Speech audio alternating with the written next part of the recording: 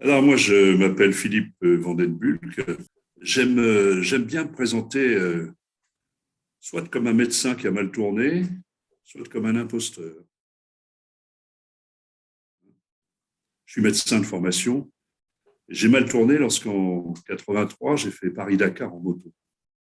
Je suis arrivé dernier. C'est la première fois que j'arrivais dernier à un examen. Et à mon retour, j'ai monté un groupe de recherche sur les apprentissages comportementaux. Donc, quel est le lien entre la médecine Paris-Dakar et les apprentissages comportementaux? Durant mon parcours, j'ai été extrêmement surpris d'observer combien des gens pouvaient changer quand on avait changé l'environnement. C'est un constat extrêmement simple, presque bête.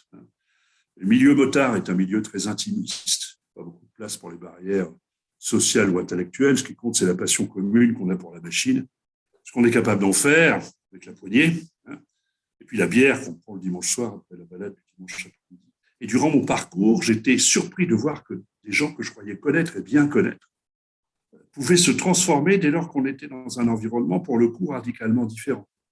83, c'était le quatrième Paris-Dakar, c'était la première année du Ténéré, c'était la tempête de Safé, c'était un peu compliqué. Enfin, ils le sont tous. Et j'ai vu mes copains changer et se transformer. Et à mon retour, dans le cadre des facultés catholiques de Lille, c'est sur mes origines, avec Gallois, qui est agrégé de neurologie, on a monté un petit groupe de recherche appliquée en nous posant deux questions. Premièrement, est-il possible à un individu d'apprendre à modifier ses comportements? Et deuxièmement, si oui, comment? Pourquoi deux toubides planqués derrière statues, bureaux, 12 blanches se préoccupent de cela? Eh bien, parce qu'à cette époque, il y a des milliers de jeunes qui meurent du sida.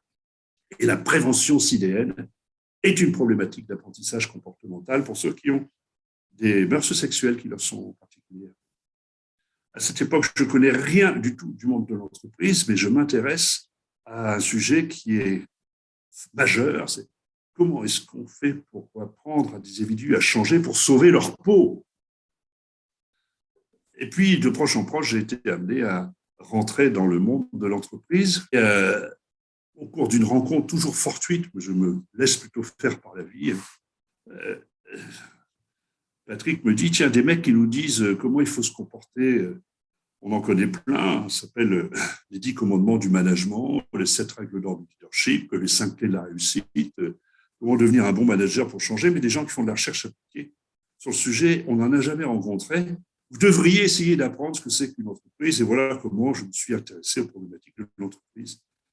Et voilà les deux, si je devais me présenter, les deux piliers sur lesquels j'ai bâti mon activité professionnelle. Alors, ce que je retiens de toutes ces années d'expérience, c'est que j'ai toujours pas quitté la ligne de départ, finalement. Dans le sens où les problématiques sont rigoureusement inchangées, les difficultés à faire évoluer les organisations sont toujours les mêmes. La seule différence, à mon avis, c'est que ça ne se passe plus au même rythme.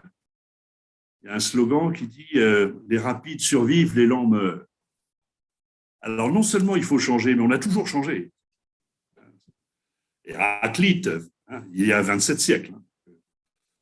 Donc ça, c'est pas du tout une nouveauté. Par contre, la vitesse à laquelle il faut changer, ça, c'est une vraie nouveauté. Et surtout, l'espoir caché de dire, finalement, il me reste 10 ans à tirer, je vais faire un peu de roue libre jusqu'à ce que j'arrive en retraite, ça, c'est terminé.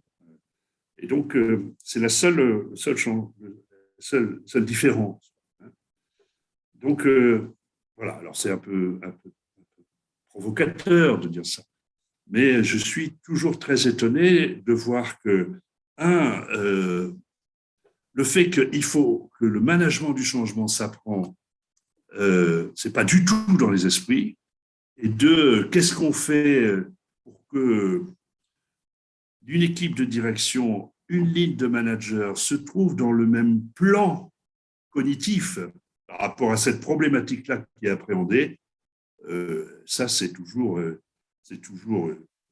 totalement absent des schémas mentaux, toujours.